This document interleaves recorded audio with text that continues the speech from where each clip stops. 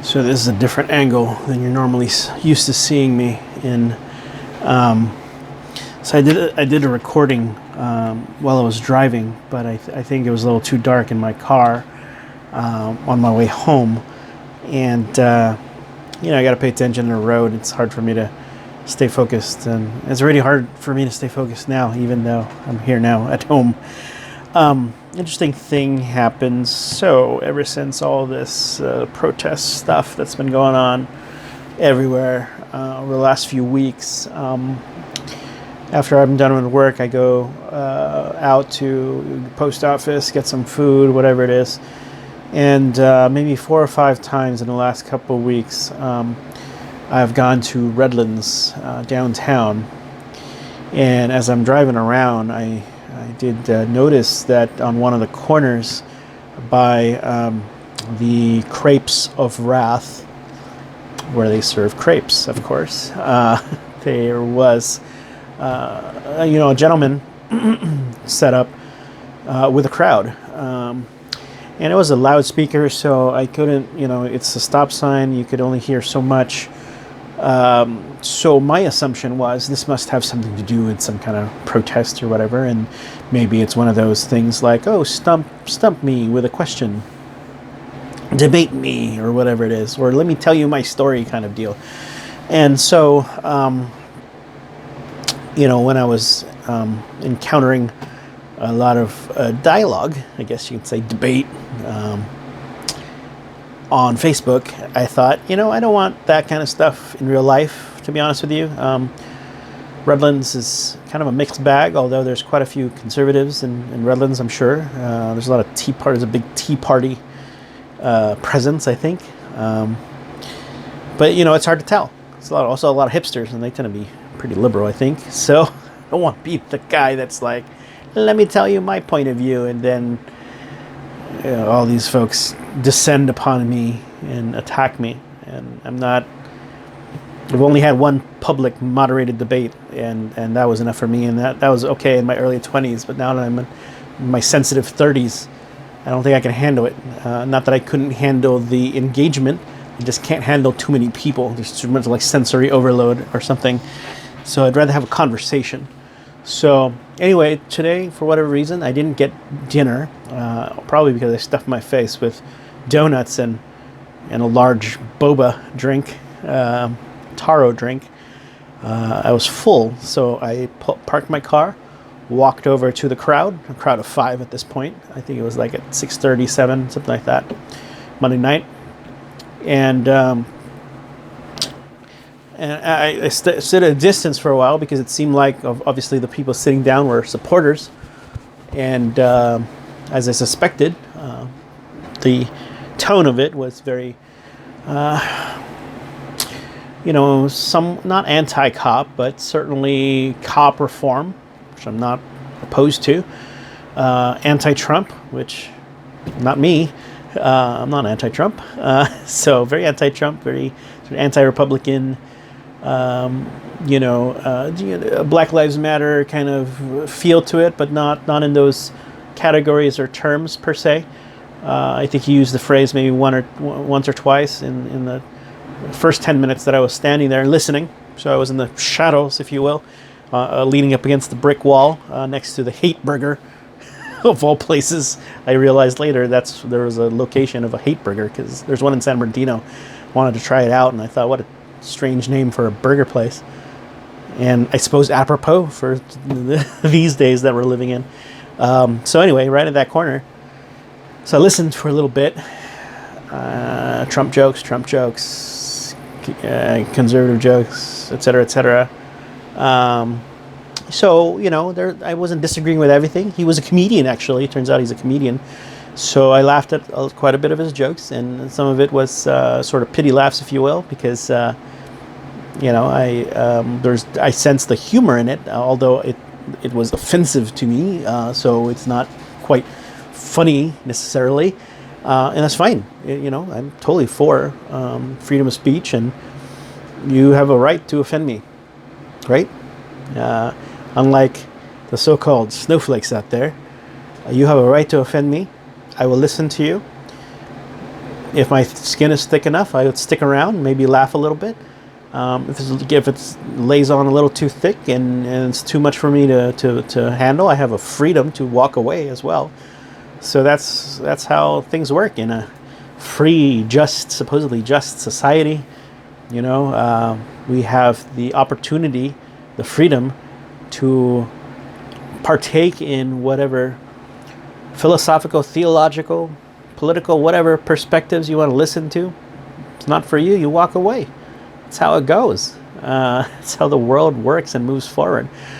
But with the opportunity, though, if you're going to make your points public, you have an opportunity. The whole purpose of the free speech is so that your ideas, there's an opportunity there for it to be tested by individuals who don't agree with you. And there's different ways to go about it. As an example, one gentleman, I wouldn't say a gentleman, I suppose, he walked by and he said, "Are you gonna tell any Biden jokes?" He just walked across the street because it was the corner. So he just like, "Tell some Biden jokes." Just walked by quickly like an asshole that he was and started walking across the street. Just keep shouting, blah, blah, just like, what good is that? Obviously conservative, pro-Trump, because it was a shouting back and forth. The comedian was like, "Are you pro-Trump or are you anti-Trump? What do you mean Biden jokes?" And he was like, "Yeah, I'm pro-Trump. Yeah, right." And of course the comedian's like, he's probably going to get into his white truck and run by and shout some more jokes. And what a coward, blah, blah. So he's taunting him because he wanted him to come back. Engage. Probably is not equipped to debate. Anyway, he actually did get into a white truck, passed by, started shouting, "Yeah, I'll come back. What time are you going to be here till?" Bullshit. He didn't come back. I knew he wasn't going to come back. Comedian knew he wasn't going to come back. Of course, the comedian shouted out, "You're more than welcome to come back. Just don't bring your gun." It's funny. It's funny because he said it as a joke, and I took it. But from his perspective, you never know these days. That guy might actually come back. Is he stable? Is he unstable? I mean, who knows? That's the world we live in today. You don't know which ones, you don't know if, who's got screws loose, So you have to be careful how you engage some of these folks. Whatever. Whether they're conservative or liberal or whatever. There's screws loose in every point in the spectrum. Anyway, so he never came back, the guy. More jokes, liberal stuff, comments, jokes interspersed with politics. And so he just kept on going for like 10 or 15 minutes about this guy. What a coward, this guy.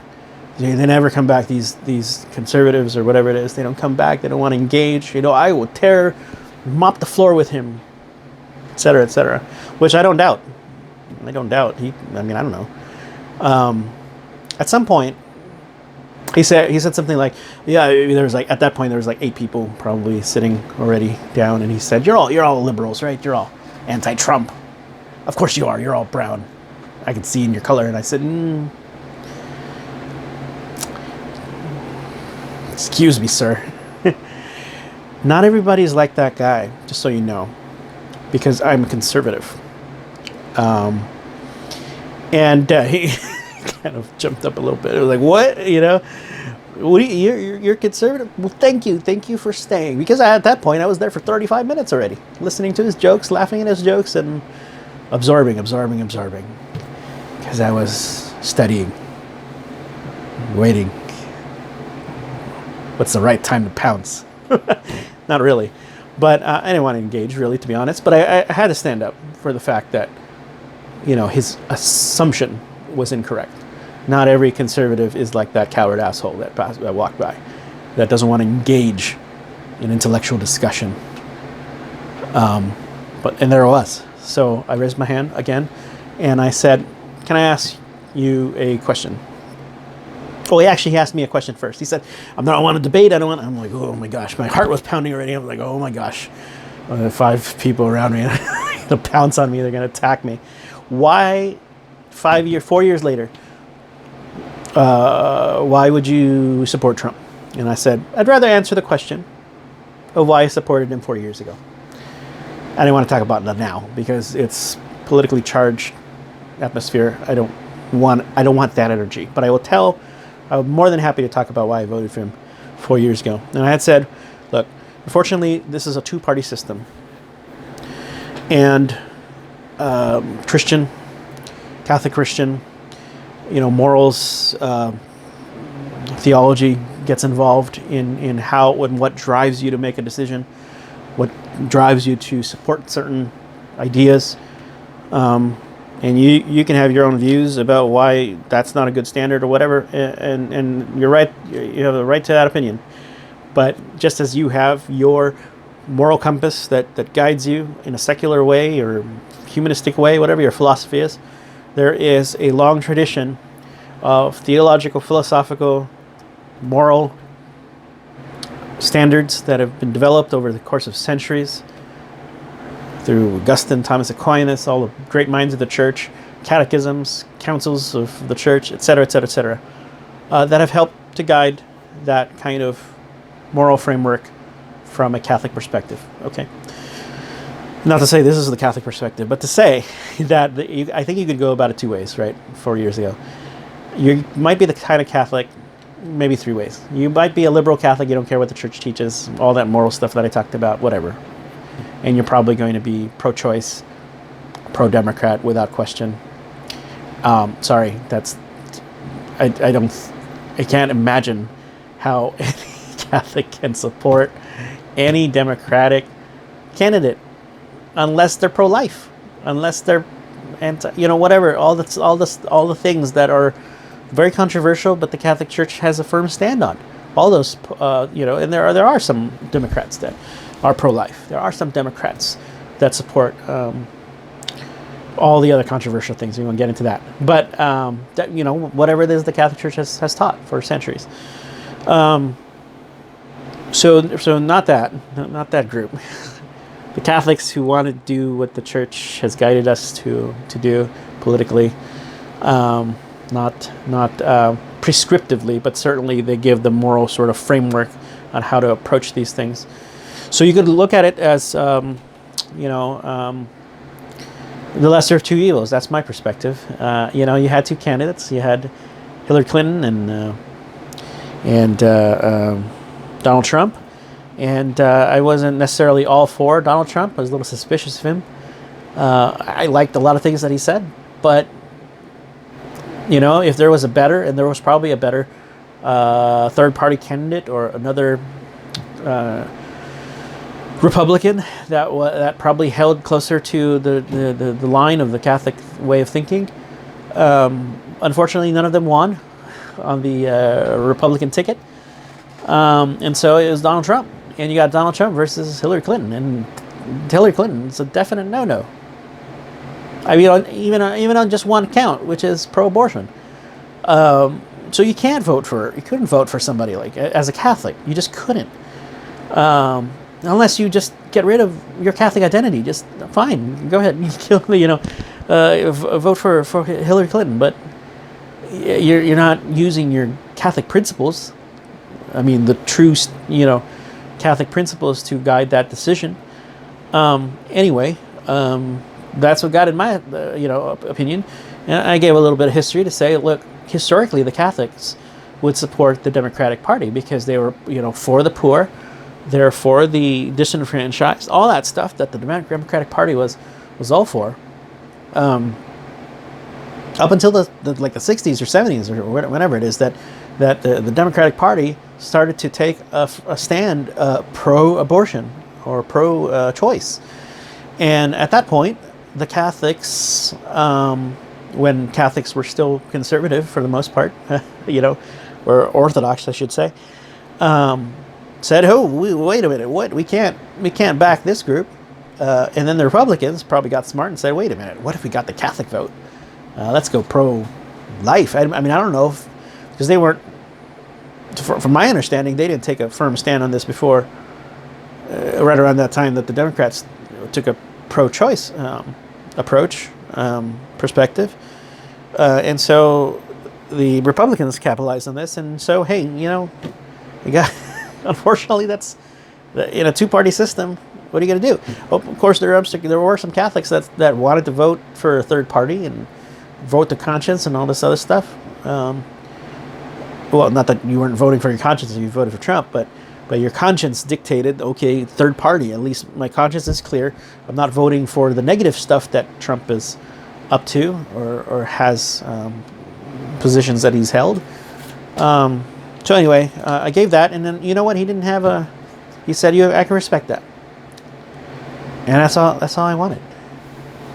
For him to hear the other side, my perspective, and can respect that and appreciate that, and not find any reason to need to debate that and debunk my points.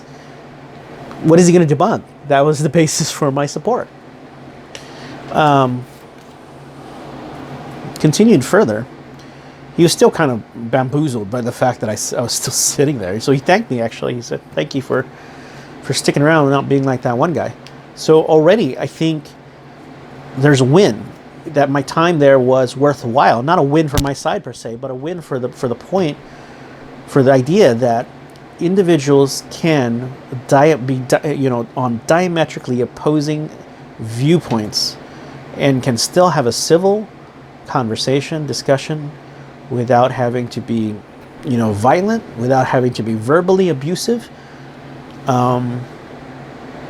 Because he said it several times, I just want to be understood. Well, you know what? I tried to represent the conservative because nobody else showed up and sat to be understood. And mission accomplished, because he understood and he didn't debate and he didn't attack. But we continued. Let me see what I wrote down here. So he asked me why Trump.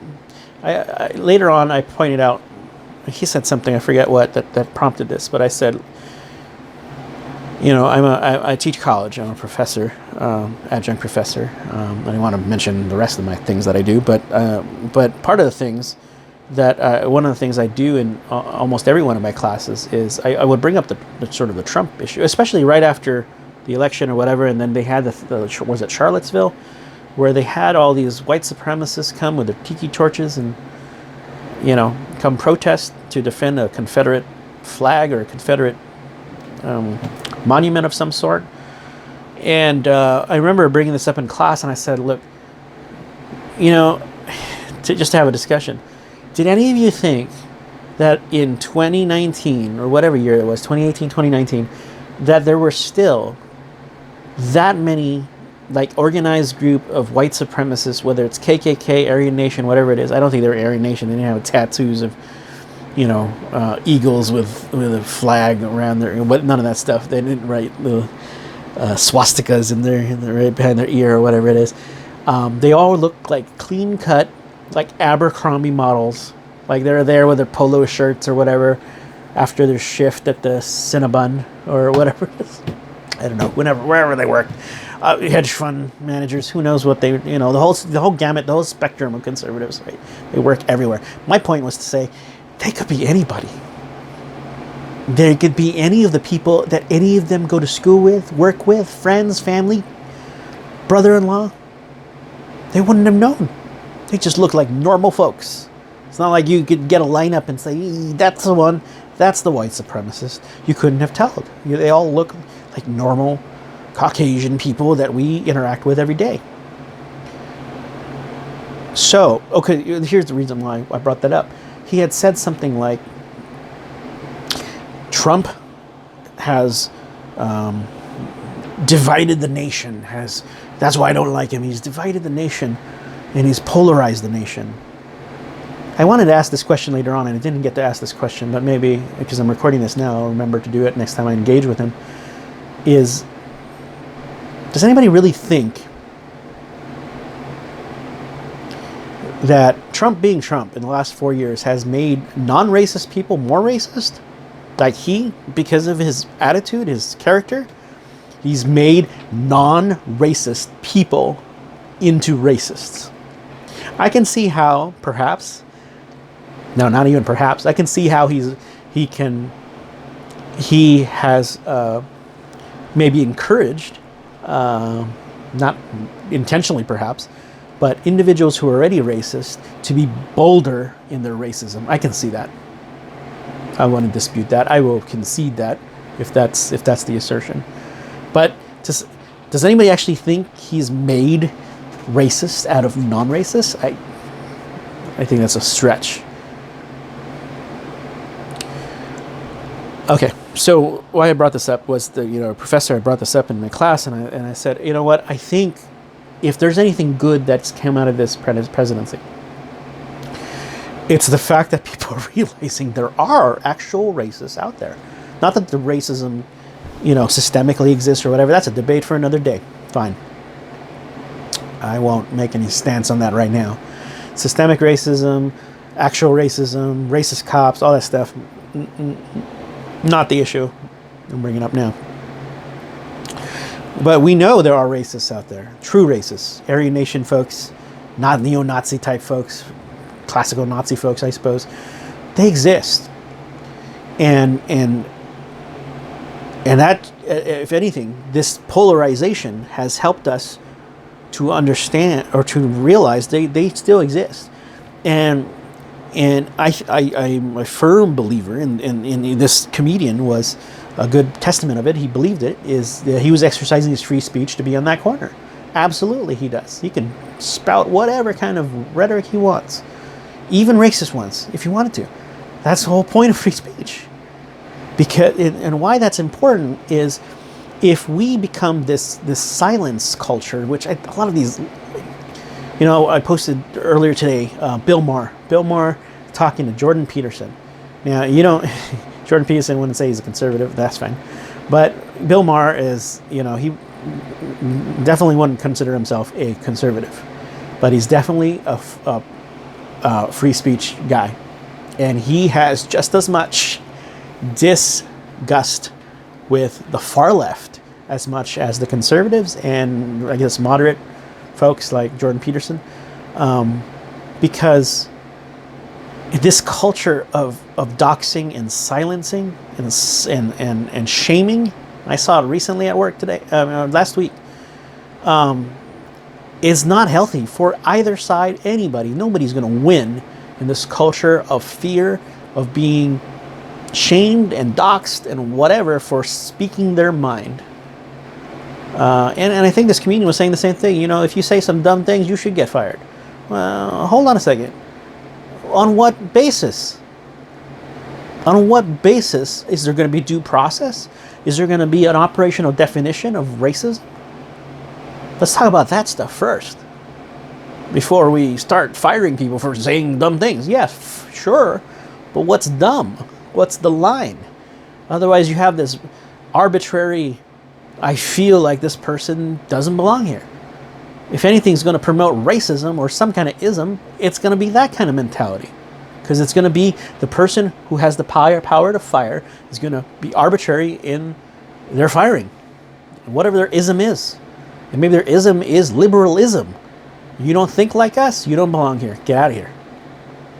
And if you're a public entity, you can't do that. You just can't do that. Now, if you're Planned Parenthood or whatever, and you have liberal politics, I think it's not a public, it's private. I think you can. I think it's justified for you to say thanks, but no thanks. You don't align with our belief system. Get out of here. It's a private institution, but a public entity. You gotta have that. You gotta have protections. You can't force everybody. If you're a public entity, you can't force everybody to be liberal just because you're a liberal entity in principle or in service. So my point was, I think, if anything, he encouraged the bringing out of this, right? I'd rather know who the neo-Nazi is, to be honest with you. I'd rather know, like, if you're watching that Charlotte film, like, that's fucking Bob. That's Bob right there. You better believe I'm going to have a conversation with Bob when he comes in to work at Abercrombie. Well, Bob. Now I know. Let's have a conversation. I'd rather know. I'd rather support the idea that he has the freedom and the free speech to be on that corner, to speak his mind, because now there's an opportunity for him to say, Bob, here's where you done fucked up. Here's where you're right? In a respectful way, obviously. I'm just trying to be funny. But this is where you got derailed. But if we're this has become the society of just silencing people, you know what? Those people are going to go underground. So I brought this up to the comedian, and he said, I can agree with that. I can respect that. I totally agree. Oh, I don't know, he didn't say totally agree, but I agree with that. It's a good point. I think that was a step in the right direction towards sort of moderation, right? And that was my goal, is to try to get him to understand that there's a moderation area where I think we can agree. That's further away from that extreme of supporting the idea that people should be fired because they have certain belief systems that you don't agree with. So he had said recently he purchased a gun. He talked about it. He said, I'm fearful, which I can appreciate. I get it. He feels scared. Which is the political climate. I've had guns for a long time. But I'll tell you, when looting was happening in San Bernardino, which is not too far away from here, I saw the video of what was going down at a CVS and wherever it was in San Bernardino. I got the key to my gun safe.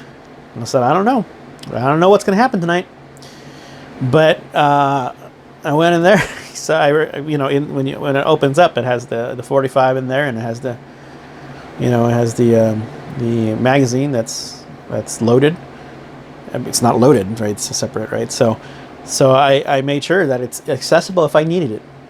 Because who knows what the night? I mean, who knows? I think some of these people were trying to live out their fantasy of the what was that movie? Where it was the night of you can do whatever crime you want. Whatever it was, it escapes me at the moment. I think some of these people are like living out their fantasy. Like, who knows? So yeah, luckily I made it through the night. I blockaded my front door and my bedroom door, and I didn't sit there like waiting. But I'd like to think that I would do that at some point. I wouldn't like to think of a time where we needed to do that. Like I couldn't sleep with one eye open, just to make sure that nobody tries to break in. But who knows? I mean, look what's happening in Seattle. What if that happens here? I mean, I don't know. It might happen in Redlands. God forbid. So I asked them. I raised my hand. I said, wait a minute. Because, as we all know, liberals tend to be anti-gun. And actually, there was a huge uptick in sales for guns in California. As liberal as California is, liberals started to buy guns. So I asked them, were you anti-guns before, and you're now like pro-gun? You said you have guns now. And he said, you know what, I was kind of on the fence. I didn't want one, but I wasn't against the guns. But now I am for it. So this goes into my last point. He was talking about a friend that he had on Facebook, and this friend said that he said he was a cop in the highway patrol, and he did comedy on the side, and he was pretty silent throughout all of this chaos or going on or whatever. He's silent with all the postings that this comedian guy was posting about police brutality or whatever. But then on one post, that friend pounced on this one and said that was a righteous killing. I think it was the Wendy's one. He said that was a righteous killing, and that really offended, that really upset this gentleman, this comedian. And he said, righteous killing. How can a Christian say righteous killing or support that? I mean, as if to say, being Christian is diametrically opposed to supporting the concept of a righteous killing. Maybe that's the wrong phrase. So there's a distinction in theology between murder and killing, and maybe you don't, obviously if you're an atheist, you're like, whatever, it's the same thing. fine.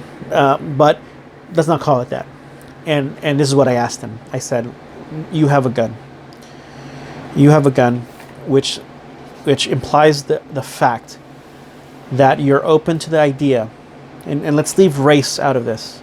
If somebody of whatever facial color kicks your door open and comes at you, I didn't even finish my sentence. He was like, he's in for some trouble.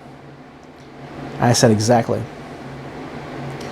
You're willing to take someone's life, and you have to make that decision at what is that criteria where you're going to pull that trigger and potentially and possibly end that person's life because your life is threatened, right? So here's what I'm saying. That's what I told him. Here's what I'm saying. I'm not saying your friend is right in this instance. What I'm saying is, you recognize, or I asked in a form of question, do you recognize that there is a standard or there is a line where you're going to say, there is justified use of force, lethal use of force from a perspective of cop? Do you agree with that? He said, yes, there is some instances, and he just started getting specific, but I think he trailed off a little bit, but he said, yeah, there is a point where lethal force is justified. And I said, whatever your standard is, wherever you draw that line where you think there is justified use of force, of lethal force, would you agree that you might have a friend of similar politics, similar whatever, you break bread with that person? Would you agree that there's probably somebody out there that will look at your definition and say, too far, you're too conservative? And they will draw the line further back and say, up to this point and not further. And then where you're going to say, and I said, you get what I'm saying? And he said, yeah, no, I get what you're saying. I said, drive home the point, I said, your friend, your police friend that sent you, called righteous killing, call it whatever. Your friend is just a little bit your friend is to the right of you. And your imaginary friend that I just depicted for you is to the left of you.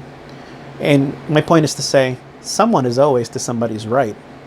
I mean, of course, it's, there's got to be an end point, but there's, I'm not saying it's relativistic. What I'm saying is that just for him to understand the perspective, he was condemning his friend that was on his right, if you will, for justifying righteous killing, where he can imagine that there's somebody where he is to the right of that person and he can condemn his perspective.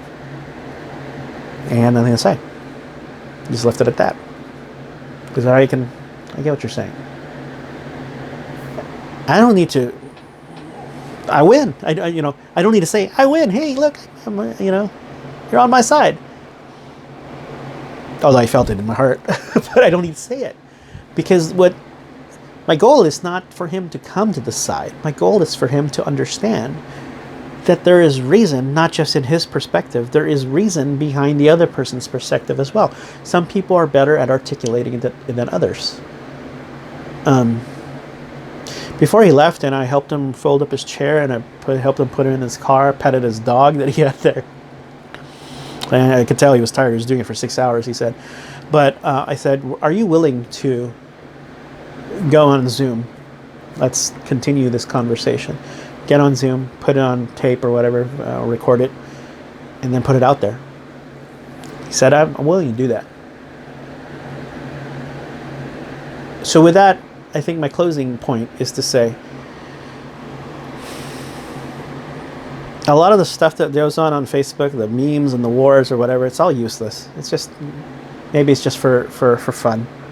And I'll be honest, it's fun for me sometimes posting some things and seeing the effects of how it triggers some folks. I'm not really interested in upsetting you if you're upset by what I post. And I try to balance it with more moderate posts. Like the other day, nobody commented on this. I don't know if it's showing up on your feed, but I read a liberal piece from a theology perspective on princess theology.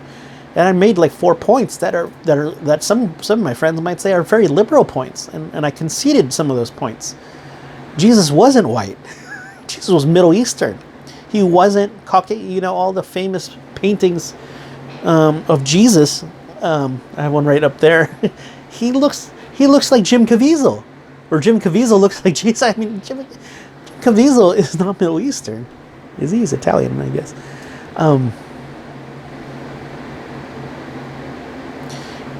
He's not. I mean, it's interesting. It's an interesting point. We need to.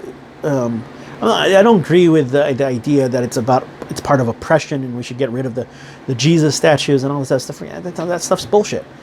Come on now. We got to be smarter than that.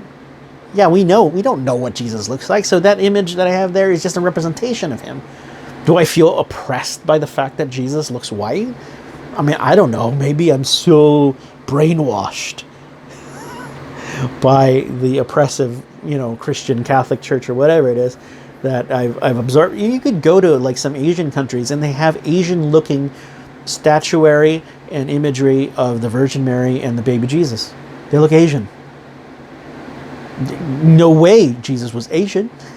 It's fine. The reason why these images permeated is because the vast majority of the Roman Empire were Caucasian for a period of time. Maybe that's not historically accurate, whatever. But it wouldn't have taken root if the God that you want them to worship doesn't look like you. So you could look at some African imagery of religious imagery. Jesus looked black. It's fine. Anyway, well, what was my point?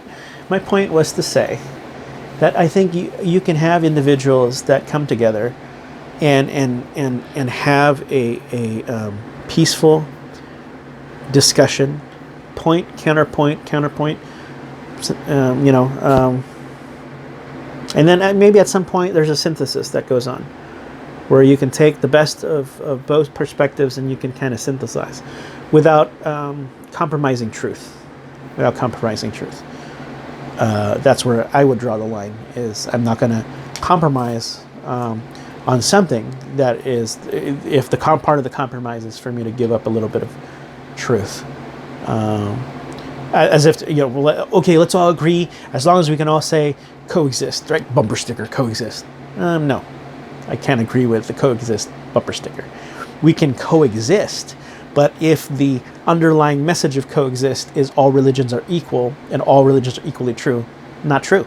It already violates like a logical principle called the principle of non-contradiction.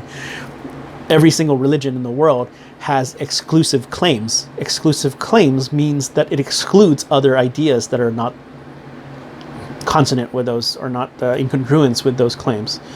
So you couldn't have Islam and Christianity be true at the same time. Why? Because Islam says that Christianity is a heresy, and Christianity says that Islam is a heresy. And then both of them think that Judaism is a heresy, and vice versa. So you can't have all three being true at the same time. Is it possible that each, one has a little bit of truth? Yeah, sure, I suppose that's a possibility. But